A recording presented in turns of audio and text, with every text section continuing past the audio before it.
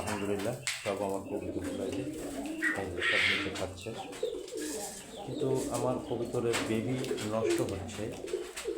এখানে দুইটা বেবি ছিল, একটা বেবি দেখতেছি নাই।